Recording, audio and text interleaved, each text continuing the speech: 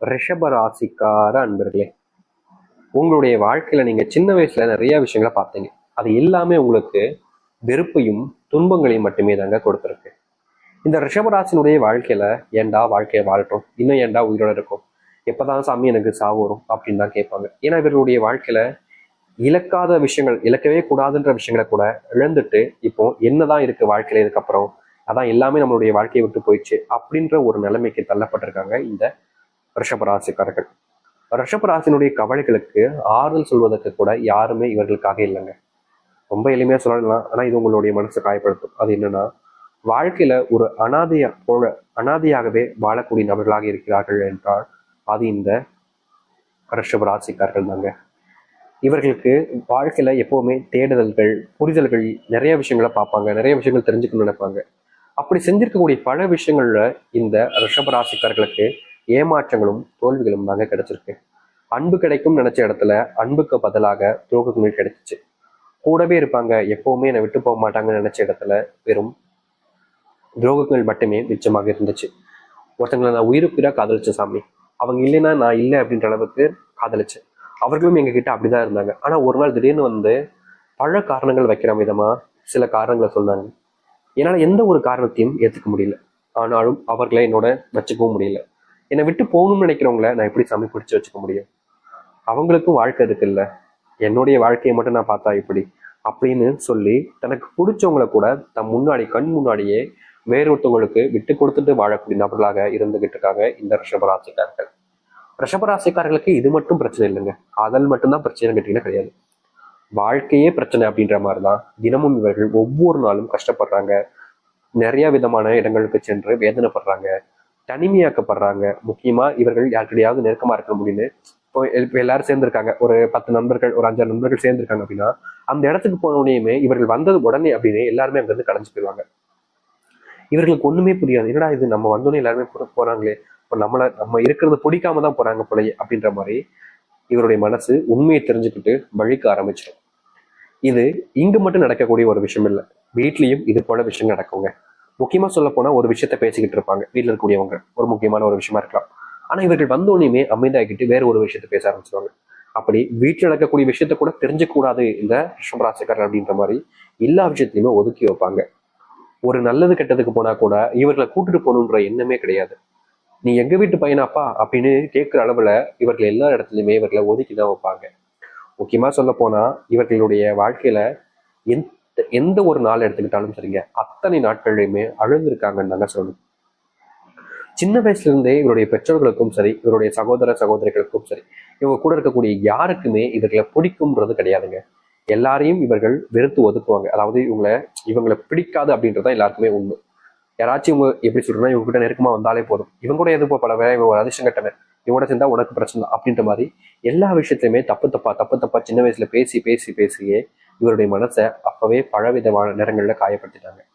என்னதான் இவர்களை பல நபர்கள் காயப்படுத்தினாலும் கஷ்டப்படுத்தினாலும் உங்களுடைய மனசு அப்படின்றது இல்லைங்க. நீங்க யாருன்னு தெரிஞ்சுக்க போறீங்களா? ஃபர்ஸ்ட் நான் சொல்லிட்டேன். இது வரைக்கும் உங்களுடைய வாழ்க்கை நடந்தது நீங்க பாத்தீங்க, இப்போ நீங்க யாருன்னு தெரிஞ்சுக்கோங்க. அதுக்கப்புறம் உங்களுடைய வாழ்க்கையில என்ன நடக்க போகுதுன்றதை நான் சொல்றேன். ரிஷப ராசிக்காரன் நண்பர்களே, நீங்க யாருன்னா எல்லாரும் மேலேயுமே அன்பு பாசத்தை காமிப்பீங்க. முக்கியமா மரியாதை மற்றவர்கள் மேல அதிகமா இருக்கக்கூடிய நபர்கள் நீங்க தான். பொறுமைசாலிங்க, நீங்க ரொம்ப பொறுமைசாலி. உங்களுடைய பொறுமையை சோதிக்கிறதுக்கு பல நபர்கள் பல விஷயங்களை செய்வாங்க. ஆனா எல்லா நபர்களிடமிருந்தும் தப்பிப்பதற்கு போக நீங்க ரொம்ப பொறுமையா இருப்பீங்க. ஒருத்தவங்க வேணுக்குனே வம்பு இழுப்பாங்க, சண்டை போடுறதுக்கு வம்பு இழுப்பாங்க, அடிக்க கூட செய்வாங்க. ஆனாலும் அந்த இடத்துல கூட நீங்க ரொம்ப பொறுமையா இருப்பீங்க.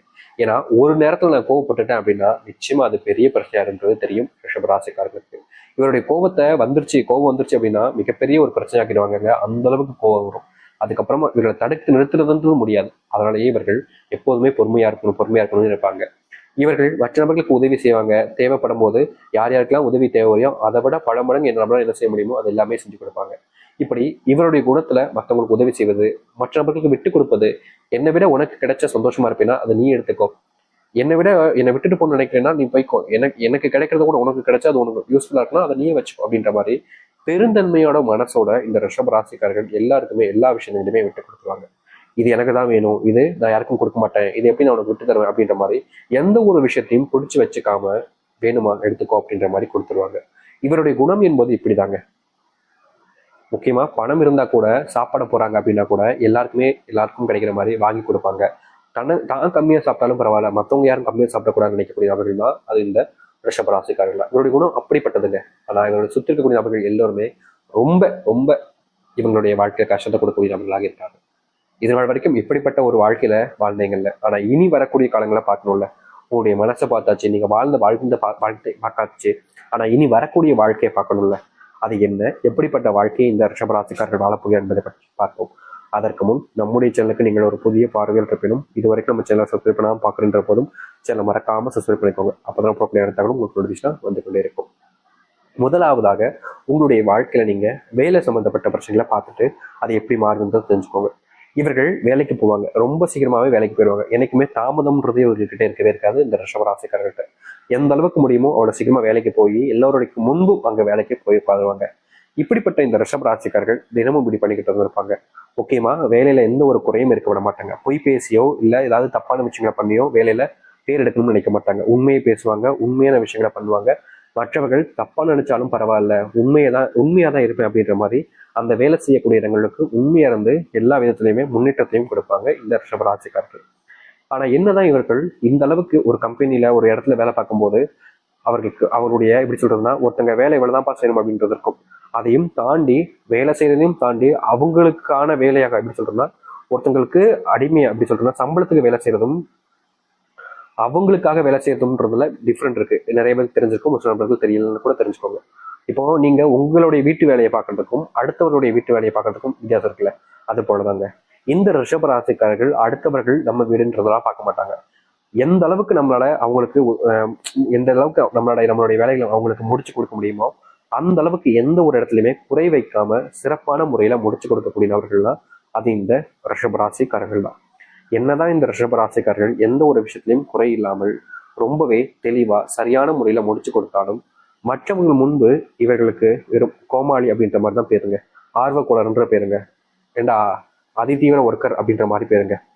இப்படி எல்லா நேரங்களிலையுமே இவர்களுடைய பேர் என்பது இப்படிதாங்க இருக்குது. இப்படிப்பட்ட இருக்கக்கூடிய பேர்களுக்கு களங்கம் விளைக்க வைக்கிற விதமா இவருடைய வேலை செய்யக்கூடிய இடங்கள்ல சில நபர்கள் தேவையில்லாத விஷயங்களை பண்ணி இவர்களை மாட்டி விட்டாங்க. அது மட்டும் இல்லைங்க, சில நாட்களாகவே இவர்களால் சரியான நேரத்துல வேலைக்கு போக முடியலன்றது ஒரு யதார்த்தமான உண்மைதான்.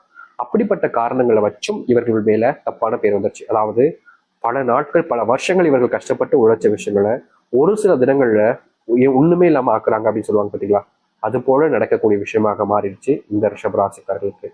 இவர்களுக்கு அதுல இருந்து வேலைக்கு போகணுமா அப்படின்ற ஒரு மனசுக்குள்ள வருத்தம் கவலைகள் ரொம்ப நாட்களாக இருந்துச்சு. அப்படிப்பட்ட விஷயத்துக்கு தீர்வு கொடுக்கக்கூடிய விதமாக இனி வரக்கூடிய காலங்கள்ல நீங்க வேலை பார்க்கக்கூடிய இடங்கள்ல உங்களுக்கான மதிப்பும் மரியாதையும் அதிகரிக்கும். முந்தி நீங்க என்னதான் வேலைக்கு போயிருந்தாலும் அந்த இடங்கள்ல உங்களுக்கான மரியாதை சரியா இல்லாம குறைஞ்சு கூட போயிருக்கலாம். ஆனா இனி வரக்கூடிய காலங்கள்ல அதற்கான ஏற்ற மாற்றங்களையும் முன்னேற்றங்களையும் நீங்கள் பார்க்க முடியும். உங்களுடைய வாழ்க்கையில சில விஷயங்களுக்கு தீர்வு கிடைக்காதான்னு நீங்க தினமும் ஓடிக்கிட்டு இருக்கீங்களே, அப்படிப்பட்ட இடங்கள்ல உங்களுக்கு தீர்வு கிடைக்கக்கூடிய விதமாக பல விஷயங்களை நீங்க பார்க்க ஆரம்பிப்பீங்க.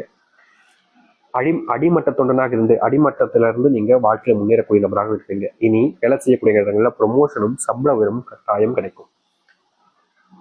அது மட்டும் இல்லைங்க, நீங்க எப்போதுமே ஒரு வீட்டுல குடும்பத்துல இருக்கீங்க அப்படின்னா மற்றவங்க மேல எப்பவுமே பிரியமா இருப்பீங்க, பாசமா இருப்பீங்க.